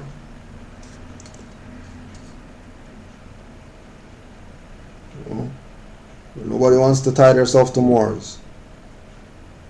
Everybody wants to tie themselves to some foreign thing that European gave them. But they don't want to recognize that the Moors are the custodians of the ancient Kemetic culture.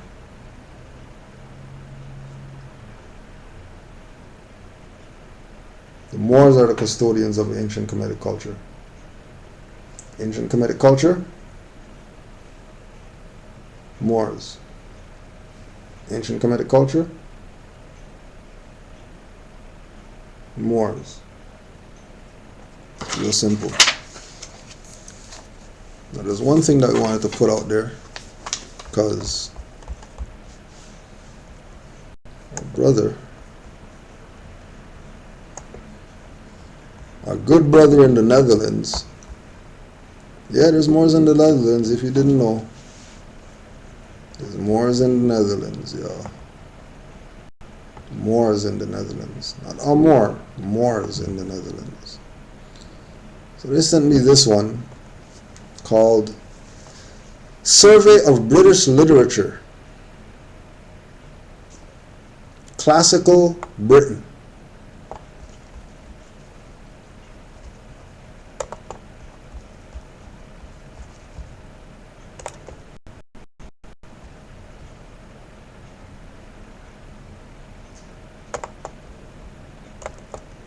Because everybody knows that we're Moors.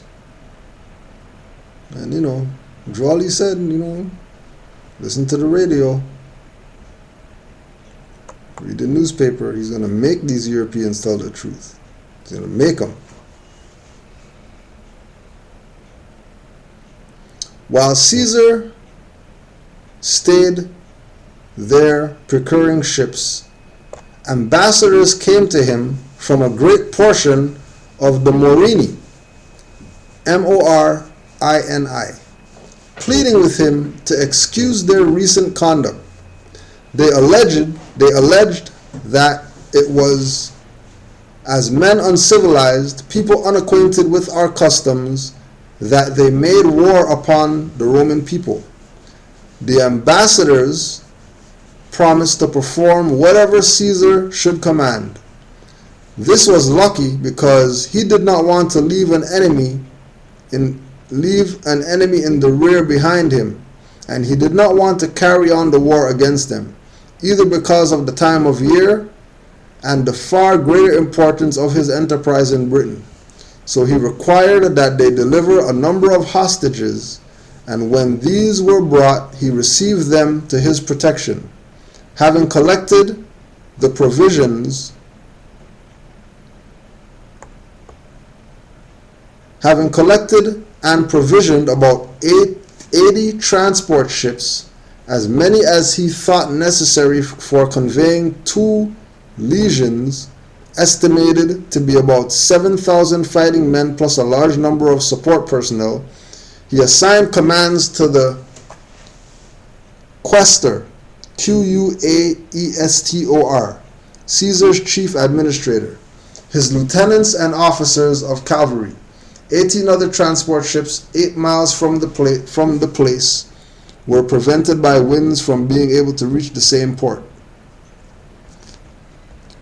Titurius Sabinus and Aruncelius Cotta, his lieutenants, to lead into the territories of the Menapi, a Belgic tribe of northern Gaul, and those locales of the Morini from which peace ambassadors had not come to him, he ordered P. Sulpicus Rufus, his lieutenant, to hold the harbor with such a garrison as he thought sufficient. Now, the brother sent this because he was doing his research and came upon these people in the ancient British texts that are a seafaring tribe known as the Morini. Morini. Right? Morini. So do your research on them people, just so you can get, you know, a little bit more to prove who we are, prove our position. Right? And the next thing we want to put out there is our good sister, Sister Selah Lee Bay, etymology master teacher, is for the second time in a year presenting to college professors on etymology and vocabulary. So she's looking for some support so she can continue her efforts of strengthening literacy rates and comprehension among our people through these fellow college professors who call her out to do this presentation on etymology so they can take it back to the schools or whatever. So she has a GoFundMe. It's gofundme.com/etymologyrules. So if you've saw anything by the sister, you know that she's qualified. She's a student of Brother Abdullah El Talib Mozi Bey. So you know that she's qualified, right? And she's being active, getting this information to our people so that we can try to fix some of these issues that we got. So we want to again go back to Noble Drew Ali and just put out his reading, Savior of Humanity. And then we got about 5 minutes, and we're going to take you back to some old Iron Sheik, before Iron Sheik, so you can hear when we say that we were a revolutionary hip hop and all that stuff, so you can hear what, you know, we used to drop back then, you know. Savior of Humanity. In this electrified age, men are racing into life without complete knowledge of where they are going or what the end will be. When riches seem to be their only pursuit to be obtained anyway and at any cost. See people come out in their lectures now, they got the bling on, they got new chain, pendant and stuff like that. The guy's gonna take off the ring, put it on the table, make them zoom in on the ring and stuff like that so you can see stuff like that. Riches seem to be their only pursuit to be obtained anyway. Raping people, charging people, selling people stuff that don't work, whatever like that. You know, violating this and that in order to get their little riches. When selfishness, avarice, greed, and lust dominate their very being. When humanity in general is left at mercy of those who have no mercy in them. It is truly wonderful and astounding to see one come into this mad human drama for the sole purpose of saving humanity, losing all sight on those things worldly and yielding absolutely to a cause higher than has ever been attained. This picture is the likeness of Noble Drew Ali, who is serving humanity, coming as he does with a message for the nations in somewhat the same manner as did Yahshua, Muhammad, Buddha, Confucius, and other prophets of their day. Only the things of the prophets' day differ from the ills of the days of the past, and yet the remedy for the ills of today is about the same as the remedies for the days past, all turning about the pivot love for humanity. Humanity must be lifted from the unwholesome depths of poverty, misery, and suffering, and placed on the solid rock of salvation. There are some who claim to do this, but upon investigation one finds that they have slouched under the wings of their cross to extract from those who come to them means by which they can have the pleasures of this life while they point their followers to the joys after death. While they feed their sheep, they also share them while eating. At the close of their day, the master will be heard to tell them, "You have your reward, get thee hence." Rare is it that you find a real prophet whose mission is the salvation of the nations, and the land is full of false prophets whose mission is to fleece the people. The time was and now is that there should come into the land a prophet in the likeness of his brothers to redeem them from sin and slavery. Truly this prophet, Noble Juali, is the man, bringing with him the message of love, truth, peace, freedom, and justice, which alone can save the nations. Like the coming of Yahshua, he does not come from the elect, nor the rich, nor the mighty in worldly power, but all power is given unto him to do good. This power is from Allah. It will be his works that will make men of every nation accept the truth that he brings. It will be through his teachings that the nations of the earth will understand the will of the Master. It will be through him that peace on earth and goodwill to all men shall come.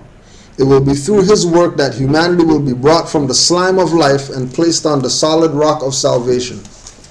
And don't forget 9:30, Blog Talk Radio, 347-945-5899, blogtalkradio.com/MHHS-Eyes Wide Open.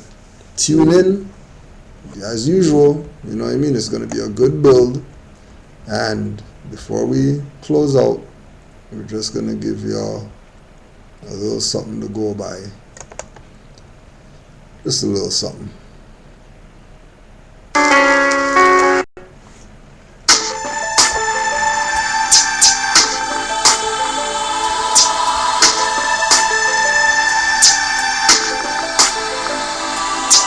Hold snapping grip like frigid Arctic winds.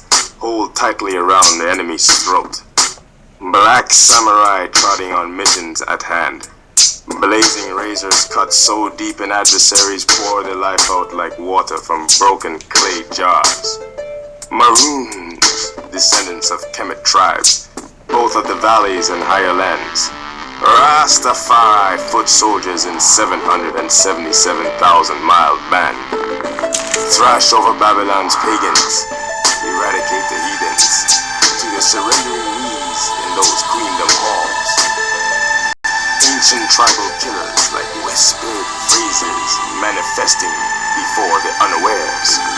Blushing red is a splatter that comes after, and off comes the heathen's head. Bullets and rockets cannot save you now. Fear is our precision. Wounds of 1,000 incisions. No doubt the last thought escaped their mouth and lights out. Unlike that cold, snapping grip, shadows of red and black seize the prey of fouldom. Straight to hell's fiery gates of eternal blackness. Forever they tumble the abyss. Hail Haile Selassie I Rastafari. My strength, and in battle we conquer and overcome. Mankind's an ignorant race, shooting spaceships into space to study the mysteries of life. Search for God to stay safe, cause as a king approach a blackness, all they'll fill up with slackness. Revolution, warmongers swarm the Vatican, overthrowing IMF invasions, royal families and masons, microchip installation, ill hunt United Nations, the host that is supreme. Triple X binary dreams, fold a shell over the scheme, with cellular brain tissue beams, magnetic strips between the seams, and satellites approaching me, but in a place of uncharted henchmanati, hold back the currents of the sea. I saw raging devils chasing me, so we resort to demolition, revolution tactics, see, mass confusion, jealousy. It's time we round up all the demon gods who preach lust for money, the kids of poverty, give up the stronghold on currencies that be the property. A Babylonian high priest who jeopardized the lives of Charlemagne and paganry. and bloodthirsty culture gateways to heaven.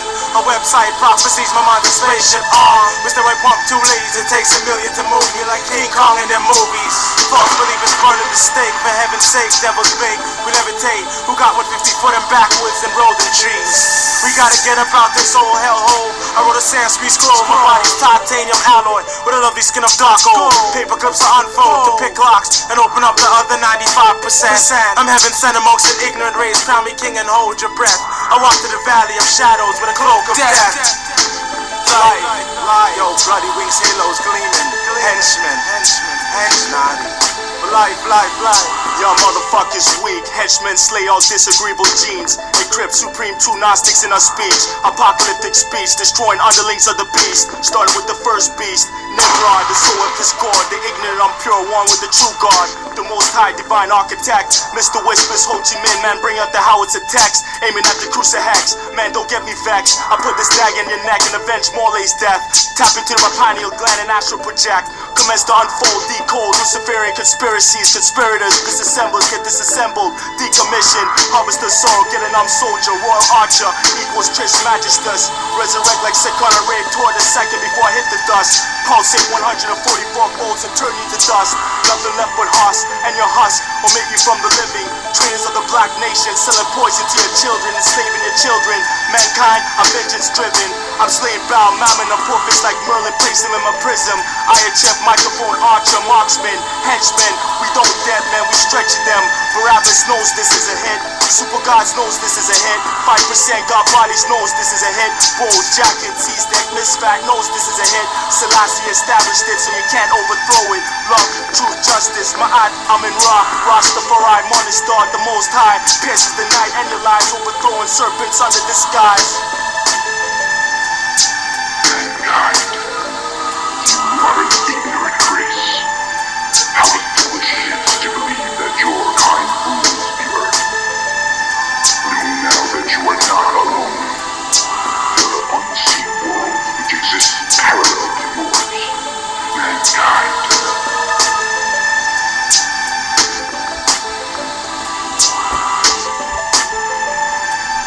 Yeah, that was 98. Just so you know, that was where we had in 98. We'll just close out. 5 on the left, 2 on the right. Allah, the Father of the universe, Father of love, truth, peace, freedom, and justice. Allah is my protector, my guide, and my salvation, by night and by day, through His holy prophet, Noble Drew Ali, Islam. Peace and love to all the Moors.